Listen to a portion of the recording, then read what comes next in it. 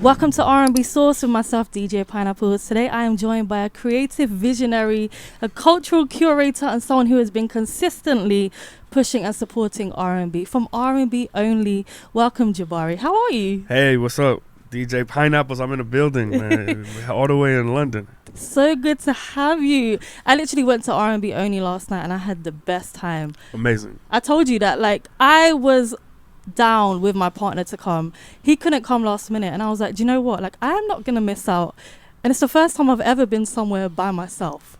Because going to like a club event or just like where there's a DJ and there's loads of people in groups, going by yourself, it just, I don't know, I was just like, I can't miss out. You'd be surprised at how many people though come to our show by themselves, because it is, we've tried to curate like a very familial type environment where you know that at least if you're there, these are your people. Like, these are people who gravitate to the same music as you. Exactly. These are people who are, you know, nobody's really judging in there. Everybody's in there vibing and having a good time. And there's a lot of people at every single show that we do. There's a ton of people that come by themselves, and they typically just like vibe with people and enjoy the music, you know, and make friends too. Exactly. And I feel like R&B can do that for sure. It's a little bit different if you go to like a hip-hop show, and you know, it's just a little different. It's not R&B is just something that at the end of the day it's kind of like being in church, right? Because you're singing, you know. So like when you're singing and then you know and you look over at the next person. I've had those type of experience at hip hop shows as well, but it's different when you're singing and when you're belting words out. You just feel a camaraderie amongst everybody, because it feels like a choir. 100%. Yeah. The energy was amazing, and even like just the effects that you had, like you had the confetti coming down, like the smoke, like the lights. It really was a real like experience, I would say, you know. Thank you for noticing shout out that. To you. Yeah, that's why we really always have tried to, you know, be intentional about producing a show and not a party. Right, because a party is very different. Everybody can do that, you know. Just play music. Not to knock parties. I love going to parties, but I think we're very intentional about our run of show, our production, our special effects. You know, the intermissions. Exactly. Everything is, you know, thought out. Exactly. To a T. And you know what? I just want to say congratulations on being sold out as well. Thank you. Yes, sold out, man. Listen, thank you to the whole London, man, because like, for us to not be from here, you know, I know when we came out here before, we had a RSVP event. So it was kind of free, but it was like you had to get there before a certain time. That was in 2018. That was before the pandemic. And it was, you know, we filled up Electric Brixton. That's where we played before. Which does it still exist? Still? I think so. Okay. Yeah, I think it does. So we played there before, but now this was a fully ticketed show, you know, and it was for us to have that many people there. It was like 1,500 people. It's amazing. On, you know, haven't been back in the city in 7 years, and but we do have a lot of supporters from over here that watch what we do online and are fans of the brand and that type of thing. So yeah, I'm just really grateful that everybody showed up, and we even had a few, you know, special surprise guests show up and stuff. So that was fun. Yeah. It's Damson, right? Yeah. I'm so upset that I missed that. I had to get my train. So I was like, But you know what? Another thing that I want to also say is that I've got a friend out here that does like an R&B event, and like I sent him like a video from like 9:30. Yeah. And I was like, oh, you know, because he was thinking of coming down. I was like, you should come. And he was like, wow, like they've really filled it out from early. Yeah. Because it started at 8, right? But doors were at 8. The show started at about 9:30. But people were there. Yeah, they were there, and that's rare for London. Exactly, like, that's what I'm saying. So my team, everybody was like a little like they thought that it wasn't that many people there, you know, in the beginning. No, for London. Yeah, but I was trying to. I was like, oh, it's all good. Like I know, like, because y'all party late out here. Exactly. Like y'all go out at like 11, 12. Exactly. And that's when the night starts. Right. And then in the summertime, you know how it gets dark so late in the summertime here, and then the sun comes up early. So you could be partying out here, and then by the time you leave, the sun is coming up. Right, exactly. Because Yeah. it finished at 1 a.m., right? Yeah, Yeah, we could have kept going. Could have kept going. Yeah, We yeah, for definitely sure. could have. And that's the difference of here and back home in our country. Usually because our shows are long, because we're DJing, it's a 3-hour show. Yeah. People start to trickle off toward the end.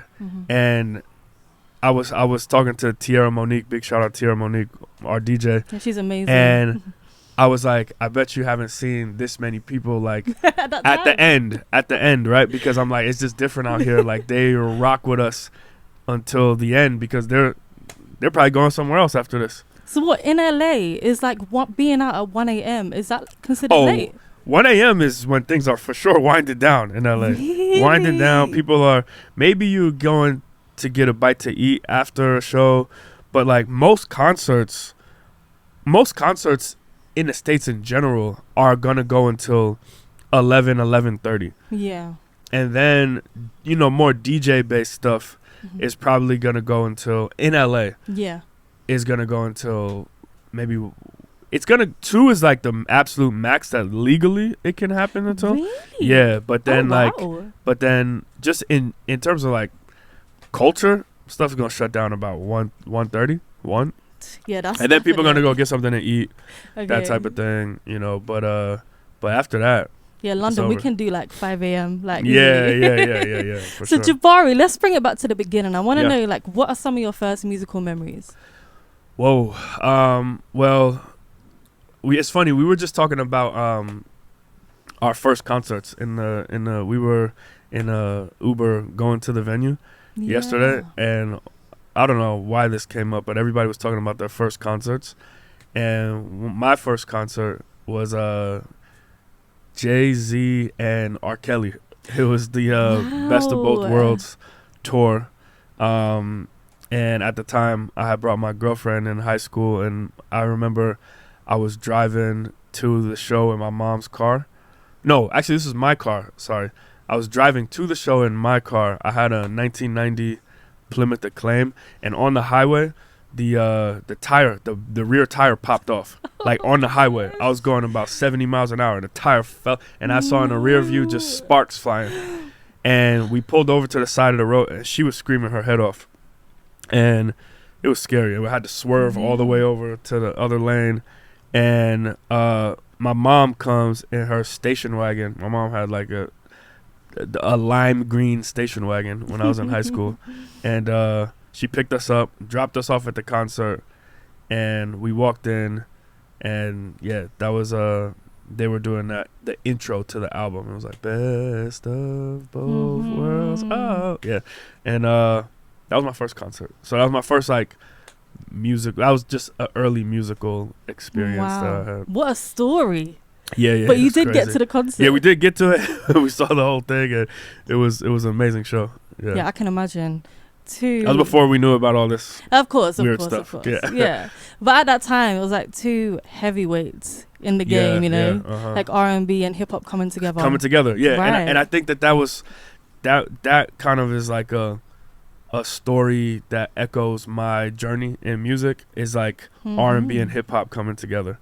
Because like, I always say this, everybody who knows me, my friends, and I'm a hip hop guy first. Even I was telling you my story about out here is rooted in hip hop, But I always loved R&B so much, but then later in my career, R&B, like I started out just working in hip hop, interviewing hip hop artists, just being around hip hop, but I was always listening to R&B as just like a hobby, you know what I mean? Like I always wanted to, my vision of getting into the music industry was getting into hip hop, and I did that. But what really stuck with me and what made a huge impact was my contributions to R&B. And I think that R&B embracing me, and then what I offered to R&B was I don't think it would have manifested in this way if I didn't have my early upbringings in hip hop. I learned a lot from being in hip hop and applied a lot of that stuff to like the R&B world, and still do it. Still am on a mission, and I think the future of my brand R&B Only has a a lot more to do, but Yeah. a lot of it is taking nuggets of Right. wisdom from hip hop and sort of applying it to this genre.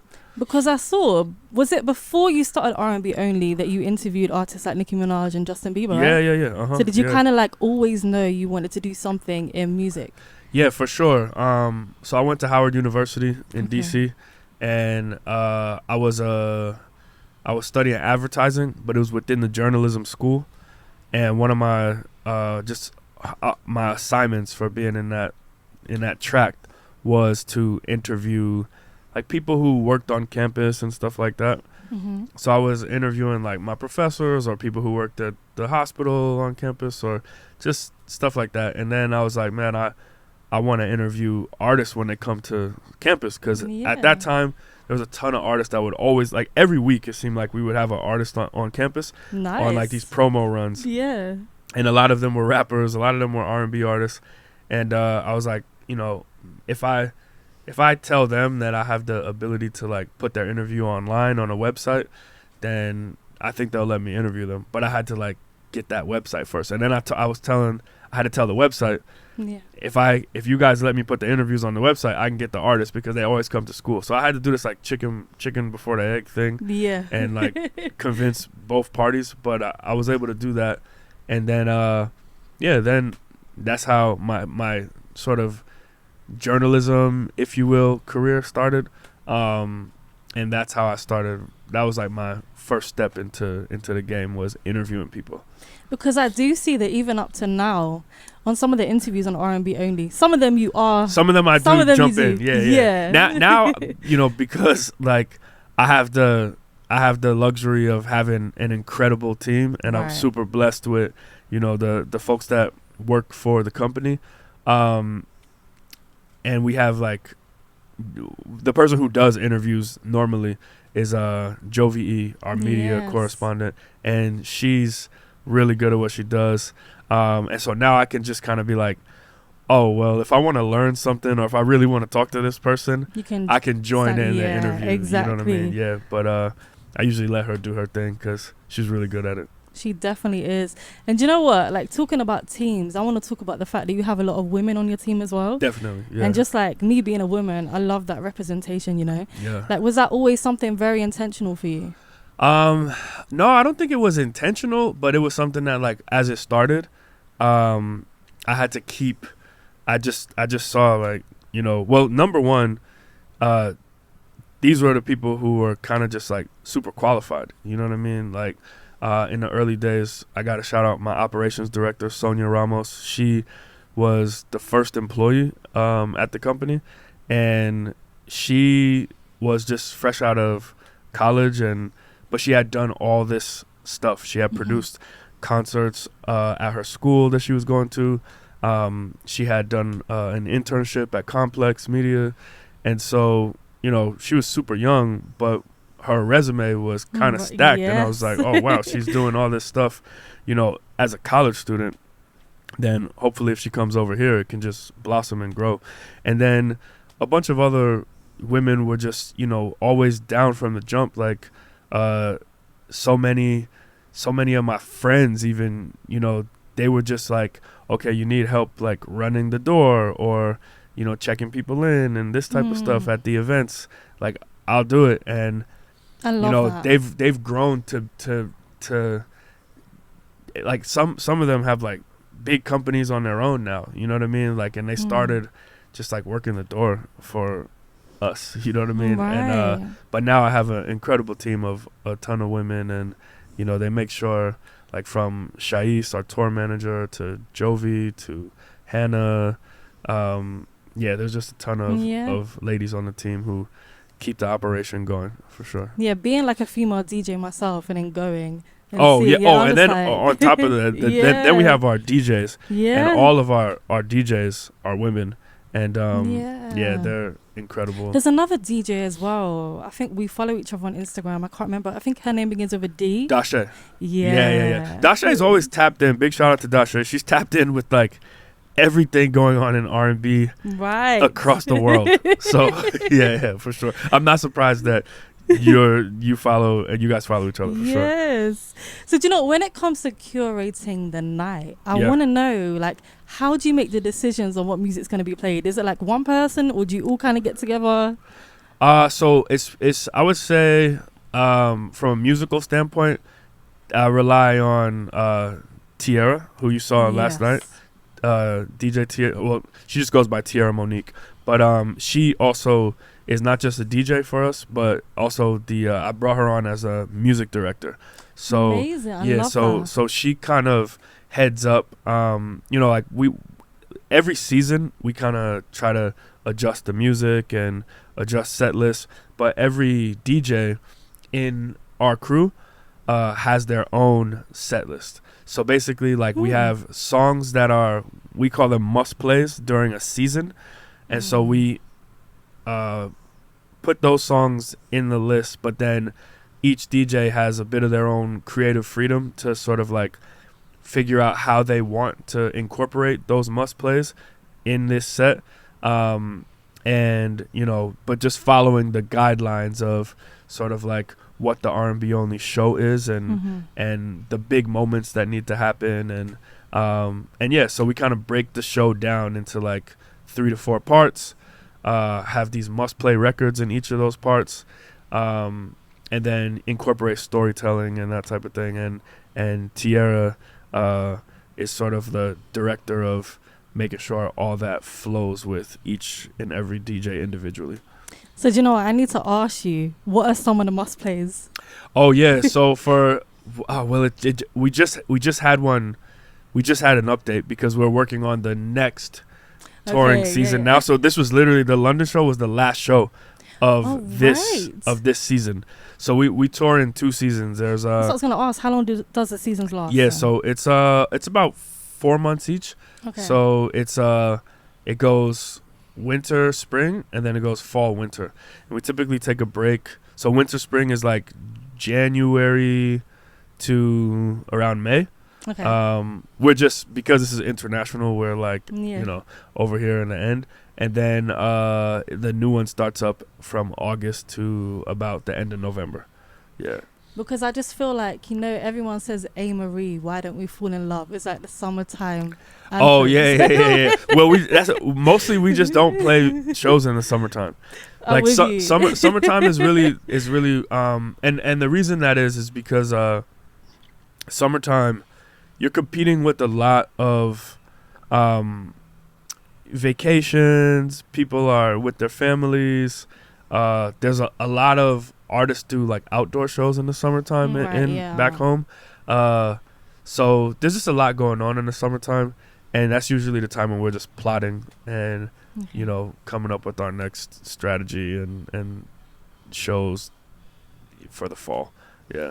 So what songs? Oh, but the must plays. I need to know. So, oh man, so I can tell you like stuff on the must plays for the upcoming season is like, I remember the ones that are in the new R&B set. Like that's what we were talking about, like the 10 years of contemporary R&B. I think that's like, I know Mutt is in there, the CB remix, Leon Thomas.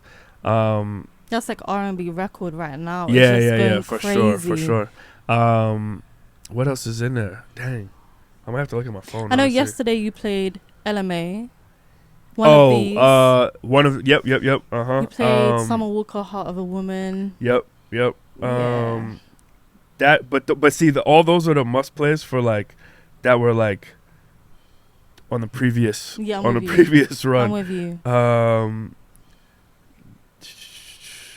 And do you know what? Even yesterday, one thing that stood out to me though was like, them records that you haven't heard for a long time. Like for me as a DJ, right? We all know like the bangers. Yes. Right, but when I go to a show, get those must plays for you later. Okay, that's fine. Because my service is out. Oh, hold on. You got it? I got some. Okay, so for like, you got like Coco Jones. Here we go. Yeah, I love that. Friday, Baddest in the Room. I love that too. 4 Bats Date at 8, that's in like the newer version. But then for the must plays, we got like New Edition, Candy Girl, Snow Allegra, In Your Eyes, Victoria Monet, On My Mama, Nice. Zayn, Hey Mr. DJ, Mm-hmm. and then for like old school stuff this season we got like Guy, Groove Me, Babyface, Whip Appeal, Shaka Khan, Tell Me Something Good. So it just depends. Like every season we mix it up and have different records. You know what I mean? Like for different sections of the show. But you know what? I really appreciate the fact that you really do bring it back as well.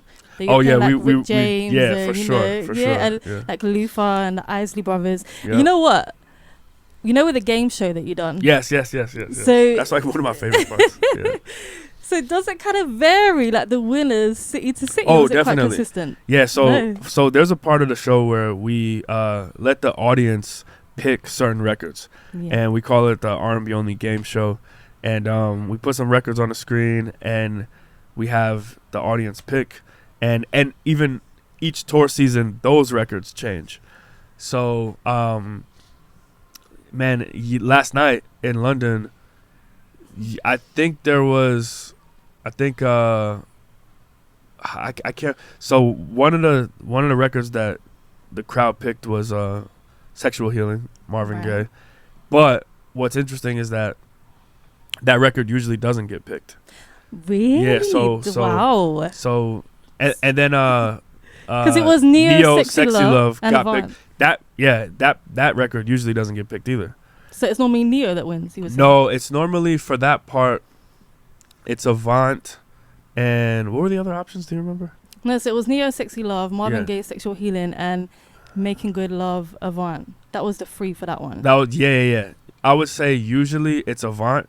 I love that and- song though. Yeah. and yeah, but it's almost never Marvin Gaye in the States. Wow. Yeah, so the so- UK love the classics. Yeah, I think that's the one thing that I really love to see is Mhm.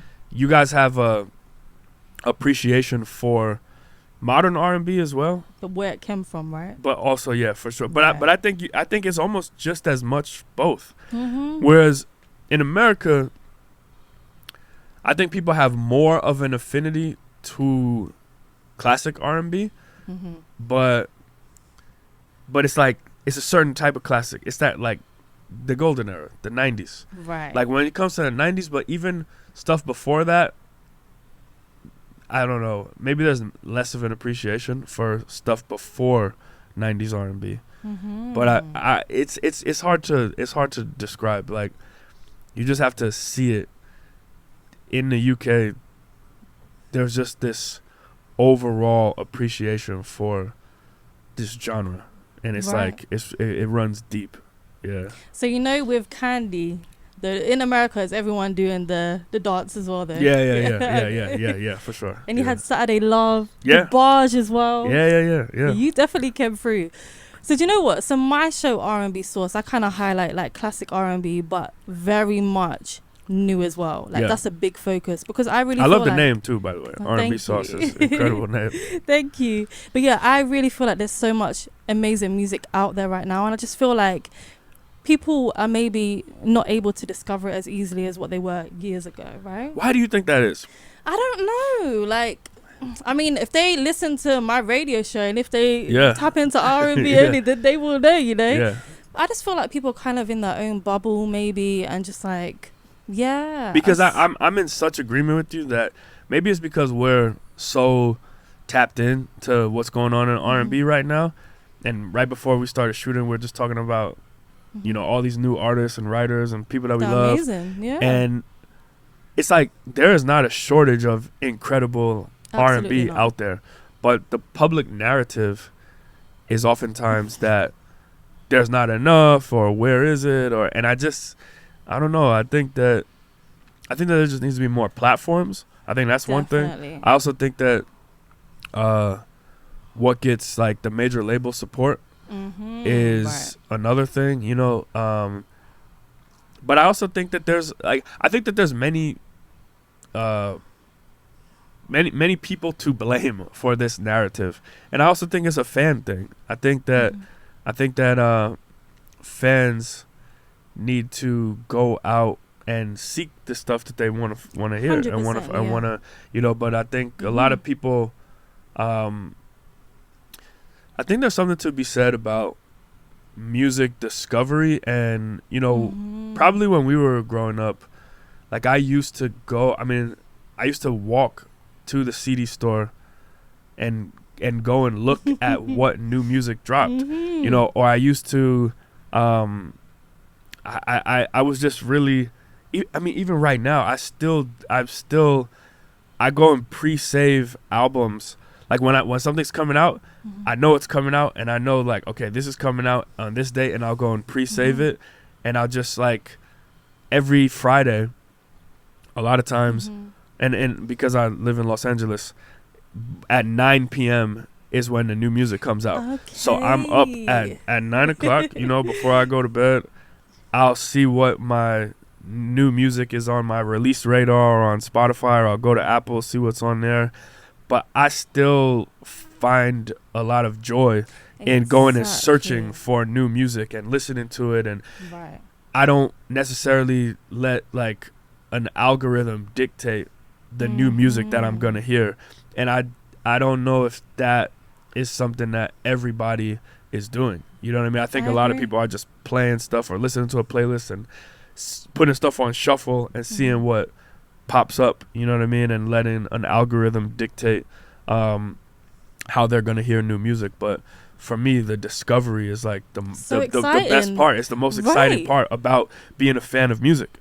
Definitely. Like, I remember when I was younger, like, just making CDs and stuff. I was so excited to do it. Yeah. And even now, like, me and my friends, if there's, like, an album, like a Lucky Day or Victoria that's coming out, we'll all be like, okay, let's all meet up. And we'll have, like, an album release, like, party ourselves. You want to listen to it, right? Exactly. Like, we'll, like, make food and, like, get it, like, blaring on the speakers. And just, like, and sometimes we do, like, album reviews as well. Yeah, yeah. Just, like, all these kind of, like, really, that's like, incredible. Nerdy musical stuff, you know? Yeah, that's what it, music is about.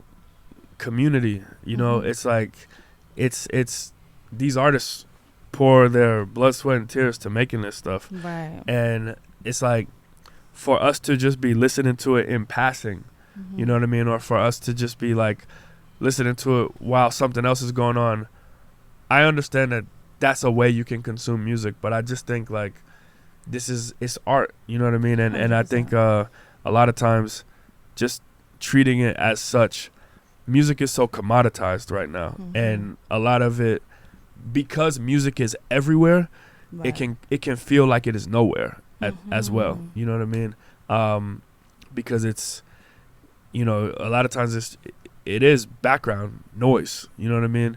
But I think it's just much more important than that. And I think that some of the things that we're trying to do to change that is like our series, like Office Hours, our DJ set series, where we know that people need music to listen to at work. And so we have a DJ come into our office once a week and literally play music while our staff is working. They must be enjoying it. Yeah, you know what I mean? And they get to vibe out for that.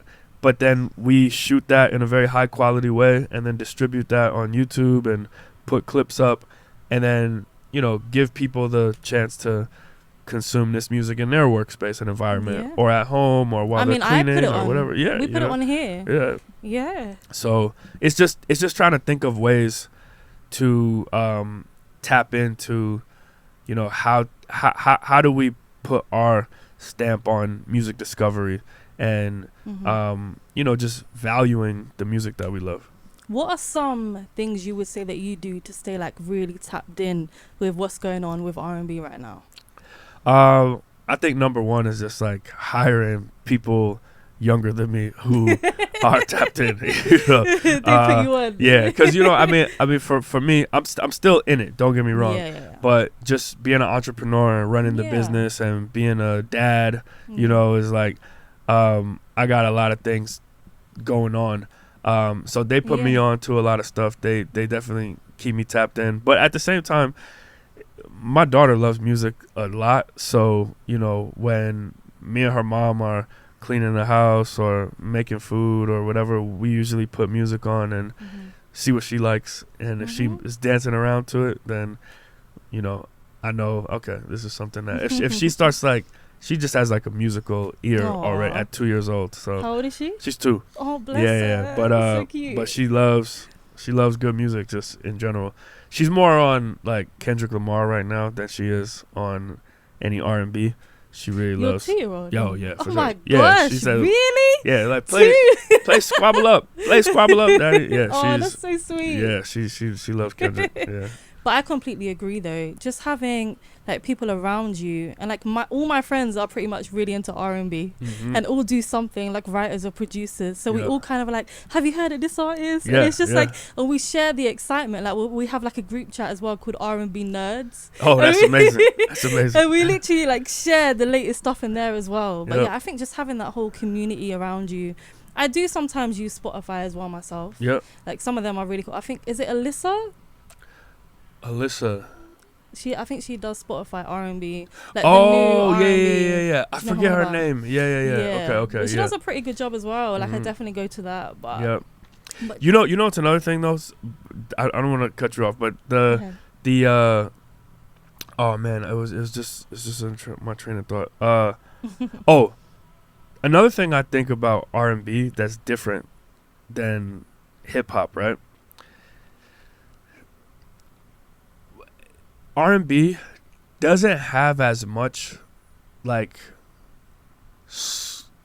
storyline behind it in terms of the music, right? Like when you follow hip hop or when you follow sports or when you follow like and sports could be anything from like basketball to football, soccer out here, right? What I mean by that is like there's a lot of drama outside of the main thing, right?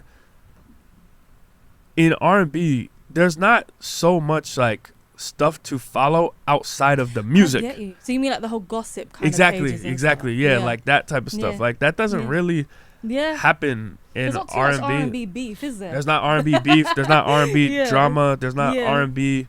I mean, there is here and there, but it's not like to the point where you can have. There's not even like a focus on metrics and numbers as much as there is in other stuff. You know what I mean? Whereas like I see a bunch of hip hop blogs and pages that are like, this person sold this amount first week.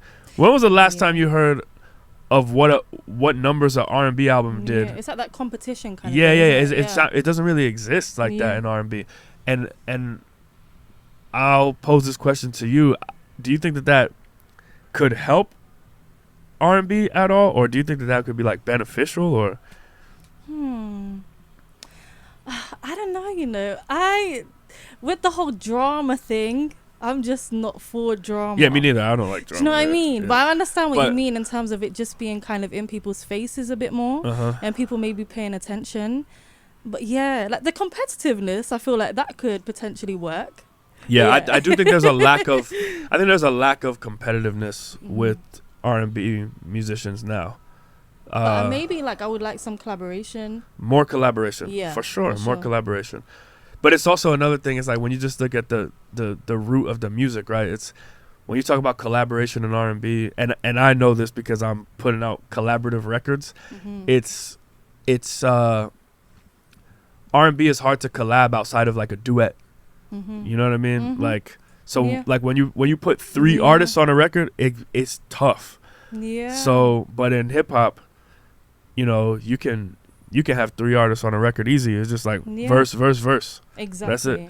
You're right. Actually, and then you can have somebody else doing the hook. You know what I mean? So I think the recent one I remember is the Ciara done an Ecstasy remix with Normani and another my person. Mind is gone. But that was like the three people on the track. It's been a while. It's been a while. It's been a while. You'll get 2 often. Yeah, exactly. But trying to get more than 2, tough. Yeah. Well, sometimes you get like a remix of like a big song. So like I See You, Justin Timberlake jumped on it, right? Yep. We had the Money Long with Usher. And then Leon jumped on another one of Coco. The Uh-Oh. Here we go. Exactly. Yep. So do you know what? When I was at your event last night, I really noticed just the fact that you do play new R&B. Yes. Right? And I find that so important. Like every set I do, I will always play new stuff because I'm like, we all know the classics, we all can sing along, but let's just hear some great new music. Like, let me put you on, right?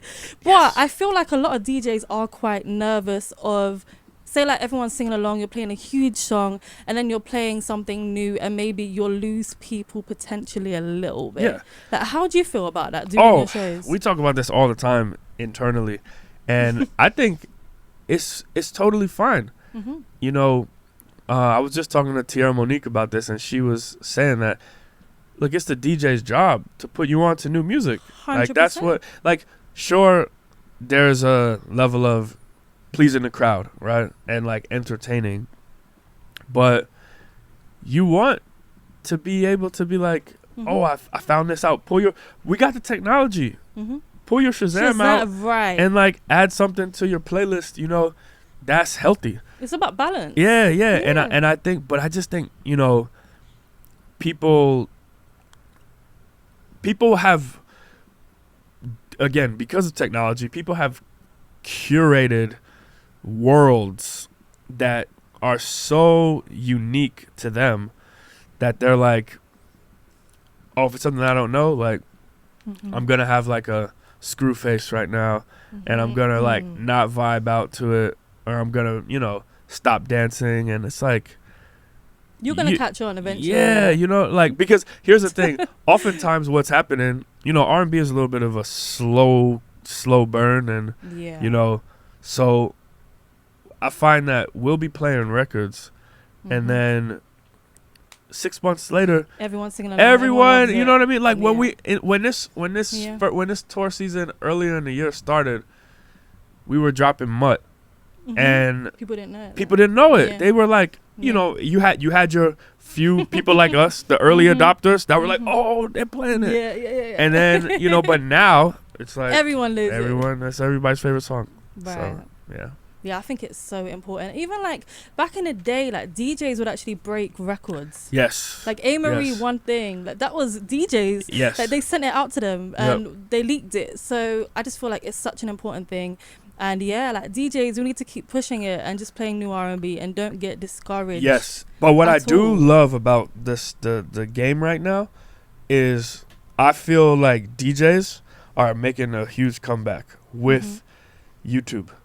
With like, you know, DJ sets on YouTube, people, like Twitch, I think people, Twitch too, people having like, you know, I'm seeing even like, I just came back from DC, and they were telling me out there that there's this whole culture of like coffee shop DJs, DJ sets. That sounds amazing. Where like people are pulling up. Yeah. There's a coffee shop that's like, hey, we are trying to get more local business or just more business in general. DJs pull up, and then they actually have these, they're not even like, it's like a small party, so maybe it'll be like 20-30 people, but the coffee shop is open, and it's like people are drinking coffee, and they're doing it in the morning, and people are pulling up, coming through, getting their latte, and then they're vibing to the DJ that's in there. And then then that lives on YouTube, so people can replay it and replay it and replay it. I need to start putting my stuff on YouTube. You got to, for sure. You should have, with your knowledge and skill set, you should easily. Use Mixcloud, and Mixcloud is just not great at all. Nah, you should put everything on YouTube, for sure. I need to step up. I know you know what you're doing, so I need to listen to you. Yeah, for sure, YouTube. And you know, with your new R&B that you do play at your shows, like, how do you make the decision of which ones you're going to go for?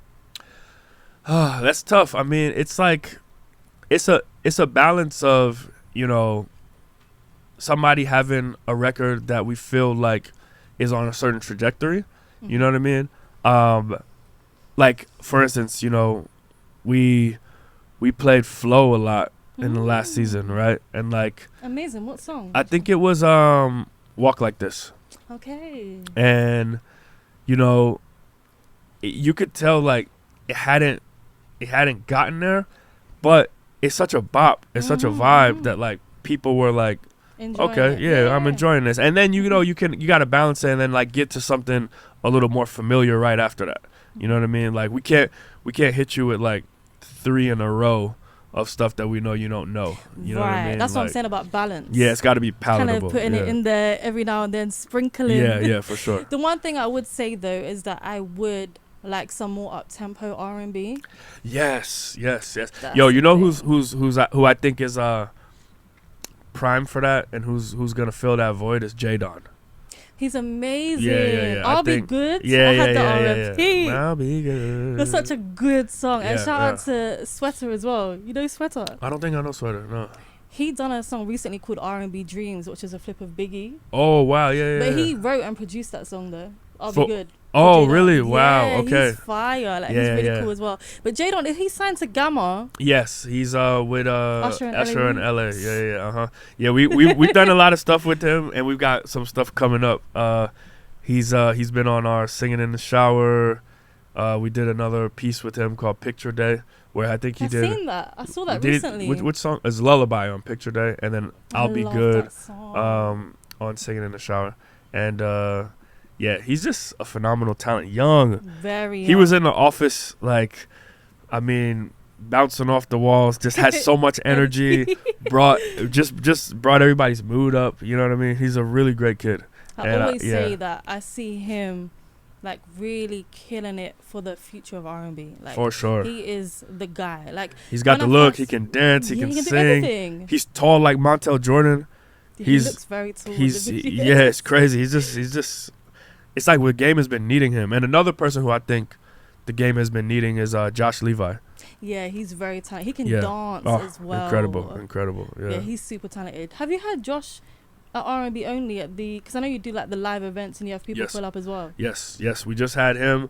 Alex Isley. Yeah, Alex Isley popped up at one. I mean, the thing is in LA too, because I was telling you, everybody's in LA or Atlanta. So when we do shows in those markets, it's pretty easy to get some of these folks to pull up and show love. But Josh pulled up with us at our show where we opened for Jagged Edge recently for BET weekend. Wow. Yeah. And tell me about that actually. How was that weekend? Because like I was saying to you earlier, like Jagged Edge are my childhood. Like same. I love R&B so much because of them, like Remedy, like all songs. Yeah. I mean, Walked Out of Heaven, Promise, just amazing. So when we got the call to do that, I was, I just was like, yeah, we're gonna open up for Jagged Edge. Like, first of all, I'm used to just producing our own shows, right? Yeah. Like, and we've spent 10 years grinding and building our own fan base and touring and honestly, like, going I would say kind of being like well-known unknowns. Like a lot of the industry to this day still doesn't really know about how big R&B Only is. You know what I mean? Like, yeah, people don't really understand that, we pack out rooms and concert venues like, and we sell more tickets than a lot of artists. I say that humbly and respectfully. Yeah. But we really have, built a touring infrastructure that is like an artist. And we have a fan base that is just huge. And so a lot of times that, like, the people know who we are, but sometimes the industry doesn't know the really just how big our brand really is and how many hard tickets we sell. So now I would say over the past few years, we've been people have been sort of waking up and saying like, hey, R&B Only is an entity and a brand, but they also tour like an artist. So, we can pair them with other artists. So we've been playing more festivals. We've played Broccoli City Festival in DC. We've played Roots Picnic in Philly. Wow. Did you do the one just gone? Not the most recent one, but the one before that. Now we got the call to open up for Jagged Edge. We're doing Essence Festival in New Orleans.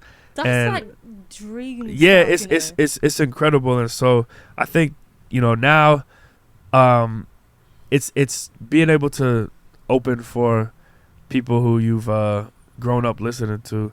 I mean, we were, as soon as we got off stage, ran into the crowd, went to go see them perform, watched the other people, you know, Eric Bellinger, our bro who was on the show, Donald Jones. Yes. But yeah, all of us were in the crowd. It's like I was watching the Jagged Edge show with Eric, just as fans. You know what I mean? Eric loves Jagged Edge. Oh my gosh, yeah. He's singing word for word, you know. So yeah, that was a really fun experience. I just want to say as well, like, how inspiring it is to me, like, being like an R&B brand and like being very humbly pretty much like 3 people, like 2 other people that helped me and myself. Yeah. And just like seeing what you've been able to achieve is incredible. Thank Like, you're you. literally living the dream. yeah, it's crazy. I think it's a testament to how far you can take it with this music, and it's just showing the value in this music, you know, like For sure. like a lot of people I don't think see the value, but we know what it is, you know Exactly. what I mean? So Jabari, you know what? I want to ask you a question. Yes. Okay. When it comes to like newer R&B artists, if you were gonna A&R a session, Yep. who do you think would make magic in the studio? Like, give me an artist, a producer, and a songwriter. Okay. All right, so artist, I'm gonna go Jasmine Sullivan. Oh. I still think Jasmine like has a commercial radio hit in her. You know what I'm saying? Like that she could just. I still think there's a record that she hasn't. Like I'm talking about like a top 10 type of like charting song. And one of the people who I think could pull that out of her from like a writing standpoint is my brother Eric Bellinger. Right. And so I would say on the writing side, on the songwriter side, I feel like Eric. And then on the producer side, I think you got to go with like the dude who makes R&B hits. And I would actually put these two together. Go because ahead. I'm Go gonna say two like producers. 2 producers. Right. I'm gonna go with a legend, and I'm gonna go with like a young legend. I would say you get Dark Child and Camper together. Oh. Rodney Jerkins and Camper with like that squad right there.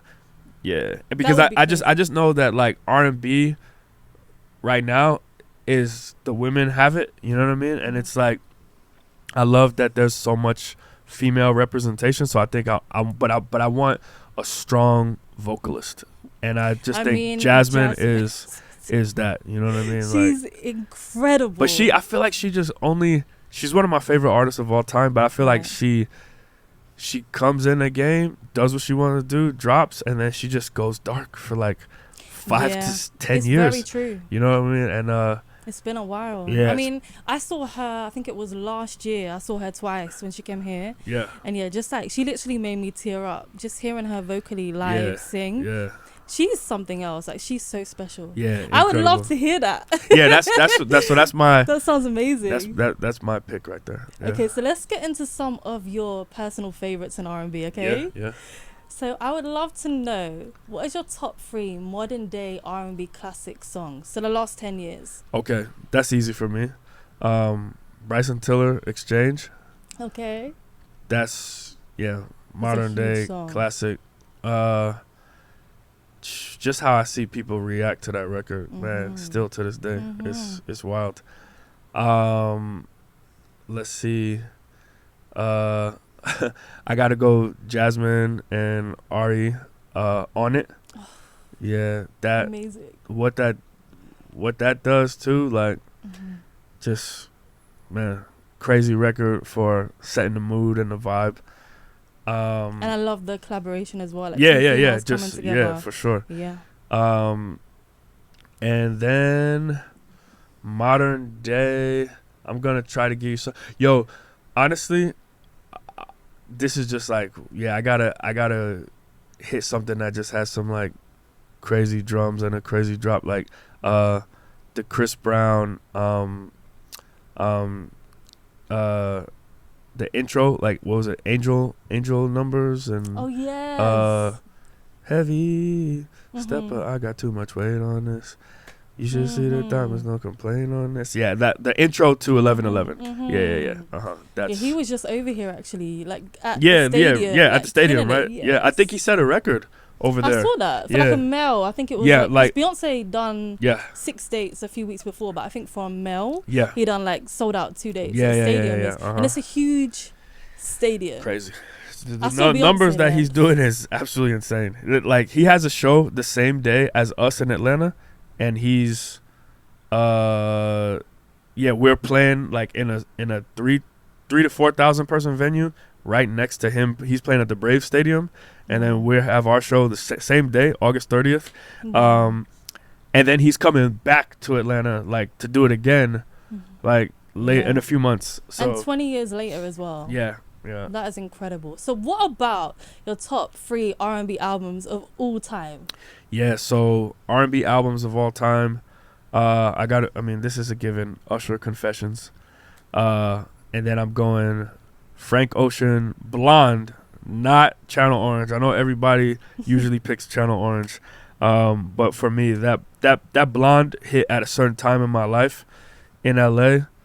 Where I was just like trying to figure things out and starting up the brand, and I was making trips like up and down the coast, like on the PCH.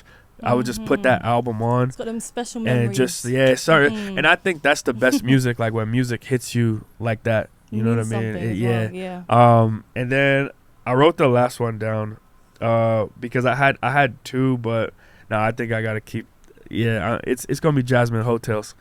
That's I feel like that was such a insight into what was going on with women that just gave me so much, like, opened my eyes. You know what I mean? Cohesive. Like the storytelling, it all made sense. I love a project like that. and I just love music that's so personal. Exactly. You know what I mean? So that just felt like a very personal project. And same thing with Blonde, and you can feel it more as well. Like when they're singing, you're like, you know it's real. Even if you didn't write it, you know what I mean. It's like it's just somebody's personal story.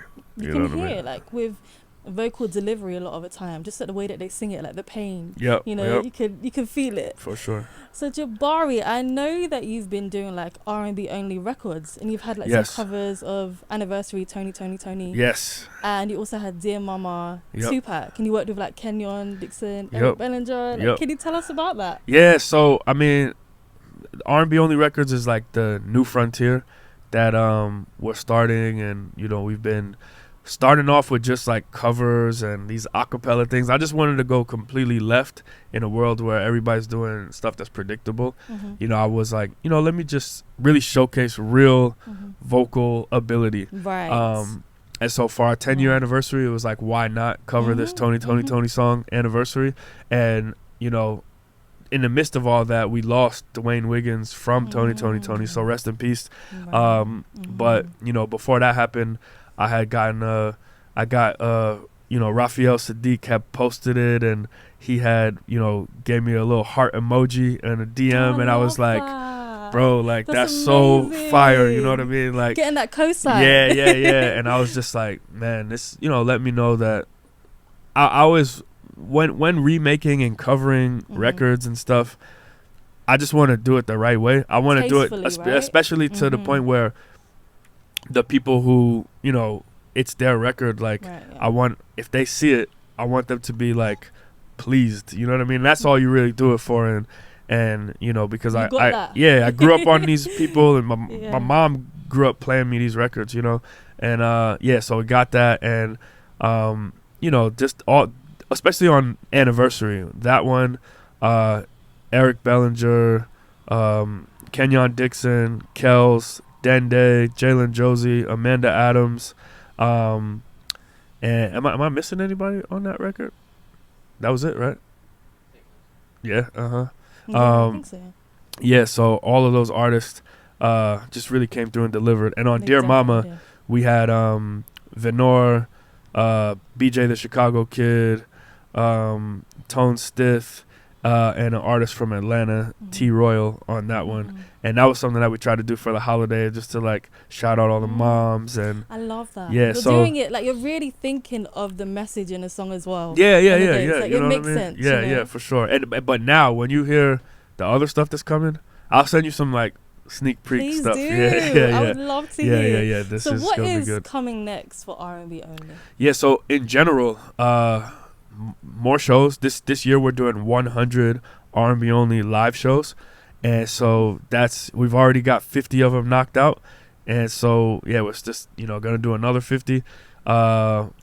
Much more content, digital content. So please subscribe to our YouTube channel, you guys out there watching. YouTube.com/R&B Only. DJ sets on there every week. Interviews. Behind the scenes, sort of like documentary style footage of just like what we do overall as a brand. And yeah, just a lot of exciting stuff, trying to just like keep our finger on the pulse of what's happening in R&B. Just did a really cool interview with Leon Thomas that was live in LA, and had a bunch of people come. Had like 100 people of our fans and his fans actually sit and watch that interview, which was really good. Wow. I did see that actually, and I was like, damn, I'm in fun. London. Like, I would have loved to have seen that. Yeah. So we're gonna be doing more of that type of stuff with artists, and then just more. I think you're gonna start to see us supporting more artist tours and producing shows outside of just our own shows, but helping more artists get in front of more fans in a live space. So you might see our name behind a few more big tours this year and big specialty shows. We have a really special show coming in New York, November 8th at UBS Arena. That's going to be our 10-year anniversary celebration. Wow. R&B Only and Friends. Incredible. So you're killing it. Like, thank you. No, you really are. Like I said to you, that I've been really paying attention. Thank you. And also shout out your Instagram and like your social media handle so that people can actually stay updated. Yes. At R&B Only is the Instagram, and you can find me on at Jabari. But at R&B Only is where, like, I mean, if you see there, like, we don't stop posting. We're posting. You're amazing at it. Like your content, every day. Your schedule is every crazy. Day. Yeah. Shout out to the whole media team, everybody behind the cameras right here, and everybody back team, at home. Right? Oh, it for really sure, does. for sure. Yep. So do you know what, Jabari? I just want to say thank you so much for coming on R&B. Thank you, Pineapples. Really appreciate it. No, I've had such a great time talking to you. Like, it's so nice to connect. This with is other refreshing. people. Yes. Yeah, it's so nice to connect with people that really love R&B, and you're literally the other side of the world, you know. Yeah. But this music is global, exactly. and it that's the universal language. Exactly. I've always, like, for as long as I've been a fan of music, I've realized, like, some of the closest connections I have to people and friendships, I know we're gonna stay friends, like, it's all because it's that universal language, and we have a together. camaraderie. But yeah, you are like super inspiring for me, so just like keep killing it. Thank I you cannot so much. wait to see like R&B Only grow even bigger, and you got to come back to London soon. We're coming back for sure. We're coming back, and then when you come to the States, come to the office, and we need a set from you. I'm definitely down. You know that. I want to do it. For sure.